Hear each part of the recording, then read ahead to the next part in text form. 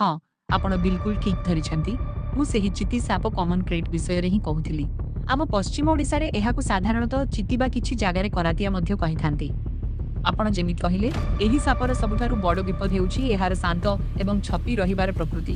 ଏହା ବିଷୟରେ କିଛି ଗୁରୁତ୍ୱପୂର୍ଣ୍ଣ କଥା ସବୁବେଳେ ମନେ ରଖିବା ଉଚିତ। ଲକ୍ଷଣ ଜଣାପଡ଼େ ନାହିଁ। ରାତିରେ ଶୋଇଥିବା ବେଳେ ଏହା କାମୁଡ଼ିଲେ କୌଣସି ଯନ୍ତ୍ରଣା ହୁଏ ନାହିଁ କି କ୍ଷତସ୍ଥାନ ଫୁଲେ ନାହିଁ। ସେଥିପାଇଁ ଲୋକେ ଜାଣିପାରନ୍ତି ନାହିଁ। ପେଟ ବିନ୍ଧା ଓ ନିଶ୍ୱାସ ପ୍ରଶ୍ୱାସରେ କଷ୍ଟ, ସକାଳୁ ଉଠିବା ବେଳକୁ ରୋଗୀକୁ ପେଟ କାଟିବା, ଗଳା ଶୁଖିଯିବା, ଆଖିପତା ଭାରି ହୋଇ ବନ୍ଦ ହୋଇଯିବା ଏବଂ ଶେଷରେ ନିଶ୍ୱାସ ନେବାରେ କଷ୍ଟ ହେବା ଭଳି ଲକ୍ଷଣ ଦେଖାଯାଏ।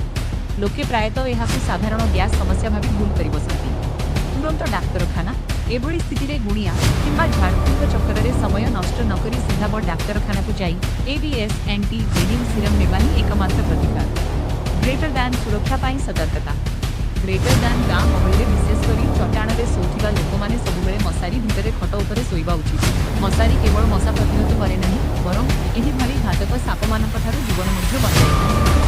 ଗ୍ରେଟର ଦାନ୍ ଆପଣ ଏହି ସାପ ବିଷୟରେ ବହୁତ ସଠିକ୍ ଏବଂ ଜୀବନ ରକ୍ଷା